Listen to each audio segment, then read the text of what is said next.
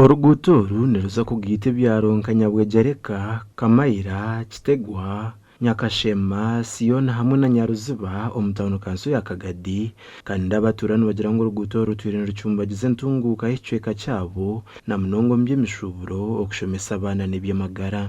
Oruguuto oru rubire nituganisa omu bintu by'enturusya omu bushubuzi tweze emisiri yitu oshanga tiine okugirabya habwe emihanda mubi. Tubire turi kubi munonga enjura kabire eri kugwa turi kwenda kuza mu tawuni tubire tutakuzayo abapikipiki gabire gatari kurabamu. Urugudo rwo baduhaye abagore bari kuja kubyara urugudo rukabateganya bamwe bakabyarira mu nzira abandi bakaremererwa bikabazanira no gupfa inzira kutubera mbi none turashemererwe cyane. Oruguuto nirwija kurwa hansi y'entebeekanisa ya mechanized road maintenance. Niyenda kusima government ya Uganda kandi niyenda kusima habo sente zahibwe habo muhanda ogu kandi niyenda ko yamya ngo tuza kurebeka ngo twarwanisa kureka ngo sente zitirwa muhanda ogu zabasa gukora omuhanda nko kushemerire.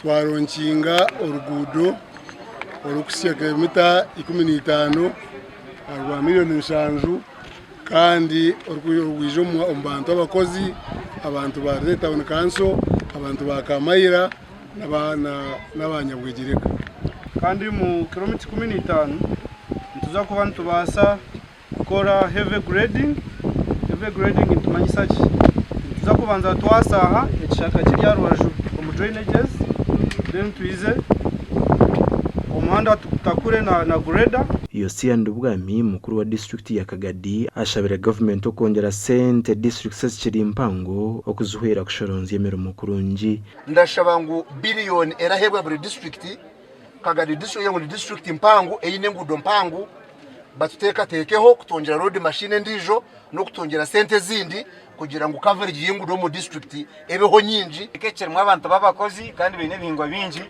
konka omuhanda ogu ibintu kubateganisa beitu government ahaba road fund yasindikire twatekaho miliyoni 5 kurebeka ngwabonera.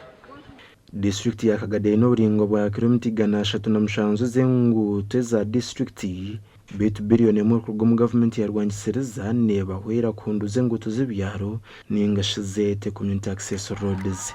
Gasha kwa Thomas tumwebaze.